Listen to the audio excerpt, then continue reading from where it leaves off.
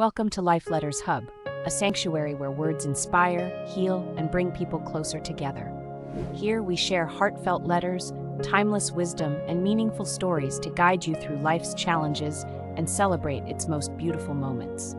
Whether you're seeking clarity in difficult times, inspiration to chase your dreams, or a spark of wisdom to lift your spirits, Life Letters Hub is here for you.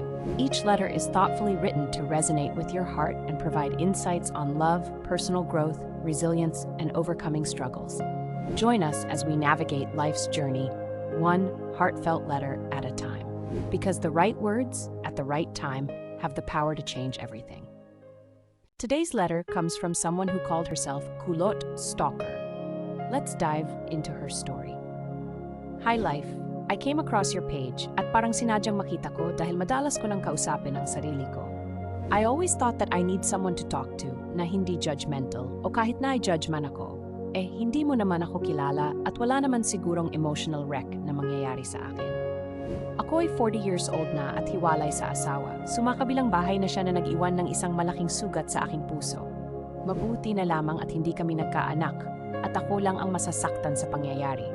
Pero hindi naman tungkol sa hinayupak na yun ang sulat ko. Buhat na maghiwalay kami ay naging mas maganda ang buhay ko. I experienced the single blessedness. Hindi lang buhay ko ang gumanda, pati ako ay gumandi din. Gumawa ako ng Facebook account para kumokek sa mga dating kaibigan. Madami ang nag-add friend sa akin hanga sa makita ko ang crush ko nung college, si Kulot na laging nakainom, mamula-mula ang pisngi at napakagwapo. Curious lang ako at hindi ko siya nakikitang may kasamang babae. Puro mga barkada niyang lalaki ang kasama. Minsan sumasagi sa isipan ko kung bading ba siya, pero lagi ko naman nakikitang napapaaway sa basketball at lalaking-lalaki ang dating. Hindi lingid sa mga kaibigan ko na crush ko si Kulot at pag nakikita nila ay sasabihin nila ng malakas na, "Oy, si Kulot yung crush mo." Makikita ko siyang napatingin sa amin at mapapangiti. Ganun lang ang pangyayari at ang tanging nalaman ko ay Fort ang palayaw niya. Hanga sa nakagraduate na kami at lahat ay hindi ko nalaman ang buo niyang pangalan. Doon ko na-realize kung bakit ko siya nagustuhan. Hindi siya babaero dahil turn off talaga ako sa mga lalaking mapagmalaki sa mga babaeng sabay-sabay nilang nagiging syota. Nag-iba nga ang mundo ko nang hindi ko na siya nakikita. For a while ay hinahanap-hanap ko siya kahit sulyap lang ay oks na sakit. Lumipas ang maraming taon at unti-unti ay nawawala na siya sa aking memory palace dahil wala naman talaga kaming memories together hanga sa makita ko siya na nag-add friend sa akin. Fort pa rin ang gamit niyang profile name with apelyido. Mas lalo siyang gumandang lalaki at nasabi ko sa sarili ko na first ko talaga si Fort. Medyo inistal ko ang FB niya at wala pa rin akong nakikitang babaeng kasama niya. Una siyang nag-chat sa akin at kahit may edad na ako ay may kilig pa rin na parang teenager. Palagay ko marami pa rin relate na pa may edad na pwede pa rin kiligin. Enough of the kilig moment, shameful moment naman dahil nung nag-chat siya sa akin ay tinanong niya kung ako ba yung laging tinutukso ng mga barkada ko na, "Oy, si Kulot yung crush mo." It was an awkward situation. Aminiin ko ba outright? Naisip ko na lang sumagot ng akala ko nga hindi na ako tatangkad dahil nanliliit ako lagi sa kahihiyang ginagawa ng mga kaibigan ko Sagot naman niya parang lumaki ka naman. Baka may agimat ka. Napaisip ako na weirdo yata to. Anong agimat pinagsasabi niya? At bago ko pa matanong kung anong ibig niyang sabihin na may agimat ako, bigla niyang sinabi na, "Oy, joke lang.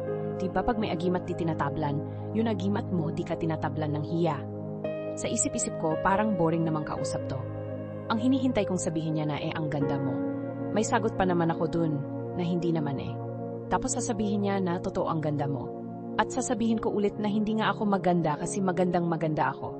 Buti na lang di niya sinabi yun, nakakainis pala ang sagot ko. Ang tagal ko siyang naging crush. Tapos dahil lang feeling ko ang boring niyang kausap, ay mawawala na lang sa isang iglap.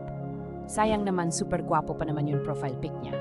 At naghanap na ako ng dahilan para tapusin ang una naming pag-chat.